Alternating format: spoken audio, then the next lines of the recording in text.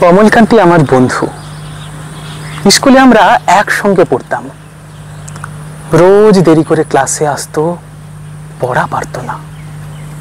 শব্দরূপ জিজ্ঞেস করলে এমন অবাক হয়ে জানালার দিকে তাকিয়ে থাকতো যে দেখে ভারী কষ্ট হতো আমাদের। আমরা কেউ মাস্টার হতে চেয়েছিলাম, কেউ ডাক্তার, কেউ উকিল। অমলকান্তি সেসব কিছু হতে চায়নি। সে রোদ্দুর হতে চেয়েছিল।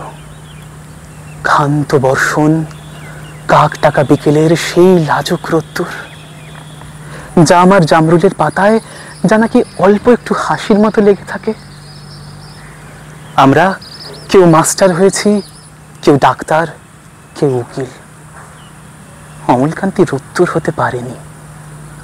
সে এখন অন্ধকার একটা ছাপাখানায় কাজ করে। মাঝে মাঝে আমার সঙ্গে দেখা করতে আসে, চা খায়, এটা ওটা গল্প করে, তারপর বলে উঠি তাহলে। আমাকে দরজা পর্যন্ত এগিয়ে দিয়ে আসি।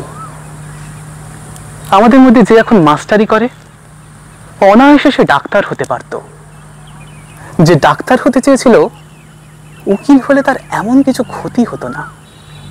অথচ সকলেরই ইচ্ছে পূরণ হলো, এক অমলকান্তি ছাড়া।